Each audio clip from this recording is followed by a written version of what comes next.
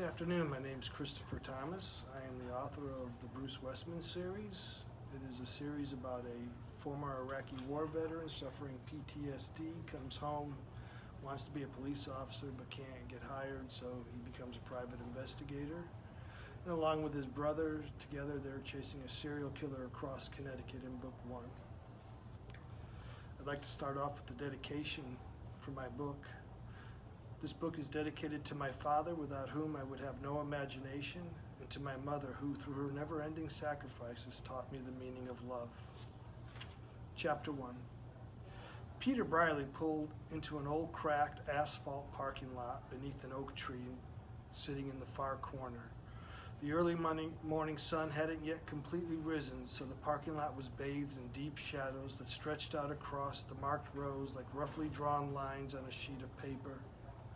By late afternoon, when the sun was high overhead, Peter would be glad he had parked beneath the oak tree and its wide branches full of leaves. At this hour, the old yellow beat-up VW Beetle was the only vehicle in the parking lot, but it wouldn't be that way for long. Soon, screaming children with parents in tow would flood the lot, prepared for a day of sunshine and swimming. Peter opened the driver's side door with a loud screech, setting his feet on the asphalt. "A little WD-40 take care of that shit," he mumbled under his breath at the door as he unfolded himself from the Beetle.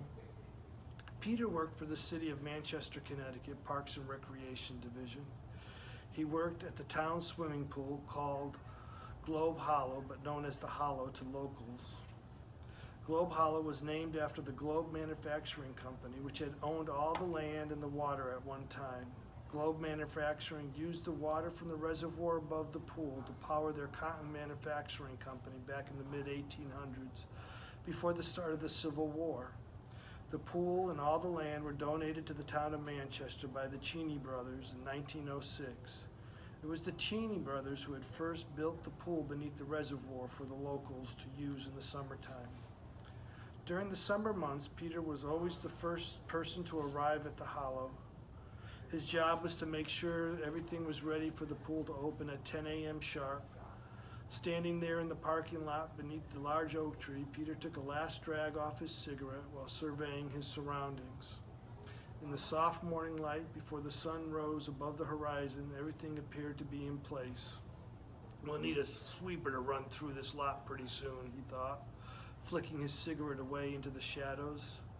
He watched the butt tumble through the air end over end several times before landing in a shower of orange sparks. A tiny wisp of smoke drifted away from where the cigarette had landed.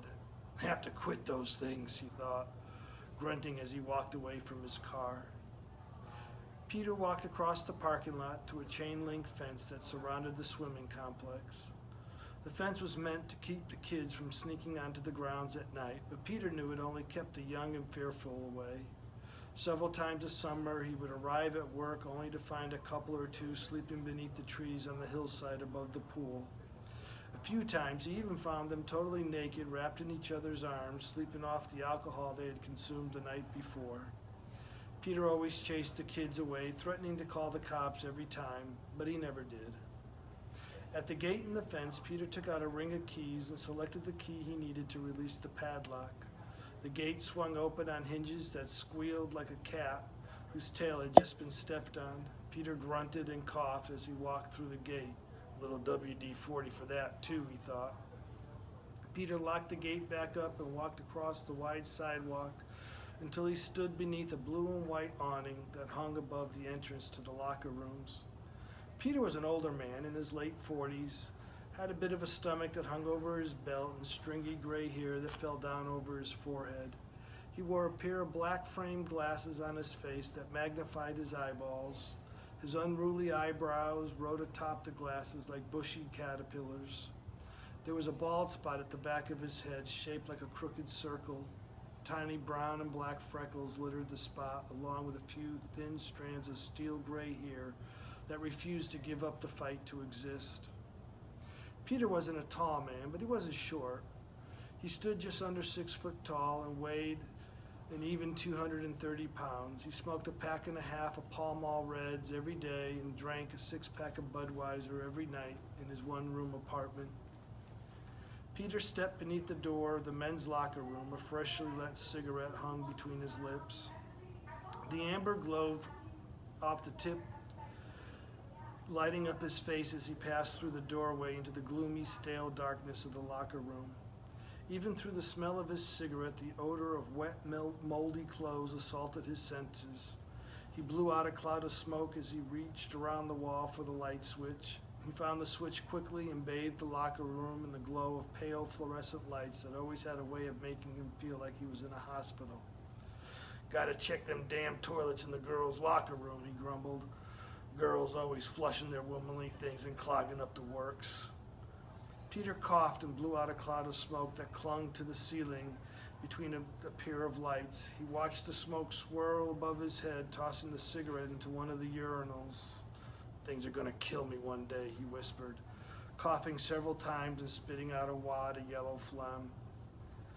The morning was New England cool for early June, but humid, typical summer weather for southern New England. By late July, the thermometer would be hitting the 90s and the pool would be full of screaming brats, but in early June, only the most determined or desperate swam. Peter stopped and stood in front of one of the urinals, urging himself to pee. It didn't come easy these days. "Need to see a doctor about that, too," he thought, as he zipped up his pants and swiped at the handle. A momentary waterfall raced down the urinal, swirling into a pool at the bottom. He watched the cigarette butt tumble and spin around in the yellowish water until it settled back down. Peter completed his walkthrough of the locker rooms and stepped outside once again. He was poolside now, next to the snack bar between the two locker rooms. He stood on a wide concrete walkway painted a faded green and framed with a thick red stripe along the edge of the water. The walkway traveled to the furthest limit of the pool in one direction and down to the wide concrete beach in the other. Every 6 feet, bright white letters warned that running would not be tolerated. The sky was brighter now as Peter looked up and down the walkway for trash left behind from the day before. A thick ground fog wound its way between the trees above the beach. The fog was unnerving in the way it clung to the warm, grassy hillsides, slithering between the trees like snakes on the prowl. Peter swallowed hard and turned away. A thin mist hung over the water, riding the tiny waves populating the pool. On the far side of the pool, the spillway from the reservoir above was nothing more than a dark slice through the skin of grass covering the hillside below the reservoir. Peter popped another cigarette into his mouth. He cupped his hand over the end and lit it, taking a deep drag. The bright orange glow at the tip lit up his face, and he blew out a swirl of gray and black smoke and looked across the water toward the spillway. Through the corner of his eye, he saw something floating in the water out by the diving raft. It was shapeless and dark, really nothing more than a lump of something on the surface of the pool. In the early morning light, he thought it might be a large branch that had dropped down from the reservoir, maybe the remains of a child's deflated raft. "Damn it all to hell," Peter cursed, knowing he was going to have to go out there into the water and fetch whatever it was floating out there before it got caught up in the filters. If that happened, there'd be hell to pay, and he would have to spend all day working on them, and no one would be happy if that had to happen. Peter took another drag of his cigarette, tossed it to the sidewalk, smashing it beneath his foot. He walked back into the men's locker room and opened his locker. It was the last locker in a long line of steel gray boxes. On the inside of the door hung a faded picture of a much younger man holding hands with a slightly plump woman with red hair and flashing blue eyes. Peter smiled at the picture. "Good morning, dear," he said to the photo as he removed his swim trunks from the inside shelf.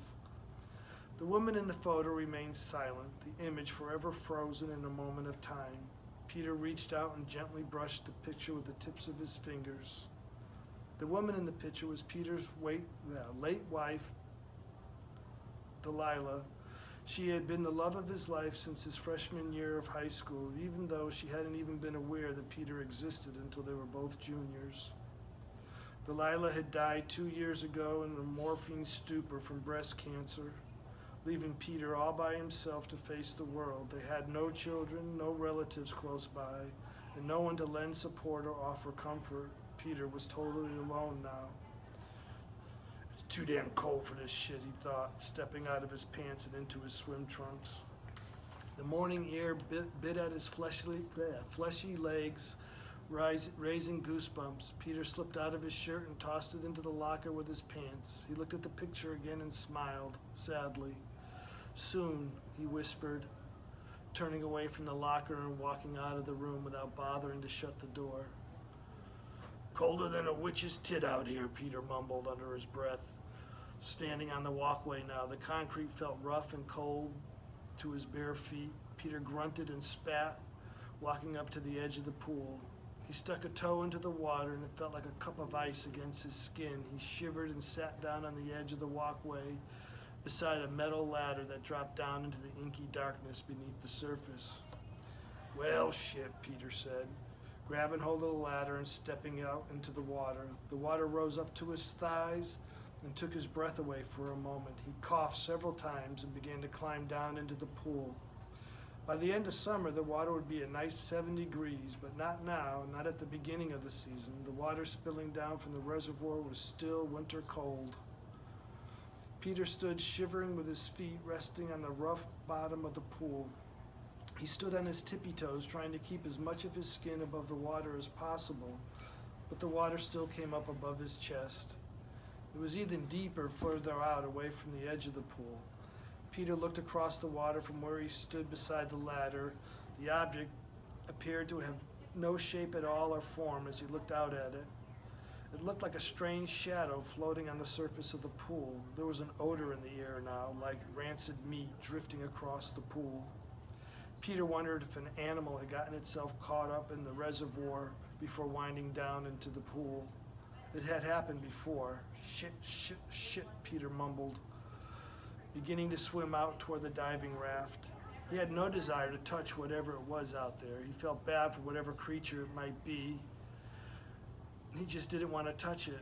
A few feet away from the pool, Peter saw it was a tangle of branches and debris with something colorful fluttering at the end of one branch. Peter paused, dog paddling in the middle of the pool just a few feet from the raft. It looked like some kind of fabric flapping in the breeze, like a tiny flag that had blown down from the reservoir. Peter swam closer, close enough to reach out for the branches poking out from the pile of debris. The odor was strong now. Peter was afraid he was going to slip into some decaying carcass of a dog or deer that had died somewhere up above the pool. Swallowing hard, he wrapped his fingers around the branch, letting out a slow, steady breath. The smell was horrible. Peter wished he'd had a cigarette going, anything to drive away the overwhelmingly sweet, rotting smell of death.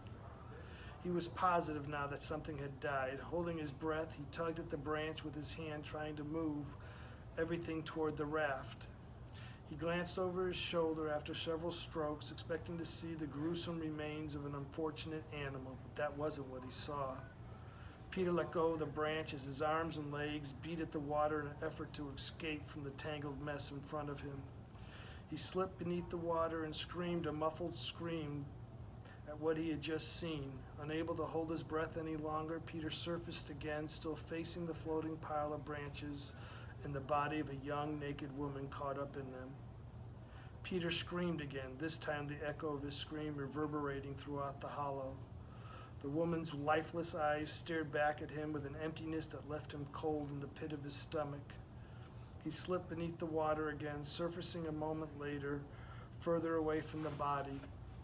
He spun around, sending up a spray of water, and swam for the edge of the pool. Peter reached the ladder, scrambled up to the cold concrete decking. The rough surface bit into his knees as he dragged himself from the pool. Crooked lines of pink blood ran down through the forest of hair that grew on his legs. He pushed himself up and stood coughing hard, out of breath. He wanted to run out to the parking lot, get back into his car and drive away, but he didn't. He turned back around slowly and looked out over the water as he shivered in the cool morning air. The pile of branches with its captive prize still floated out there, closer to the diving raft now than it had been when he had first seen it. The girl, really not much older than a child, lay there in stark white, skin peeling away in spots, arms and legs spread wide apart in a grotesque display.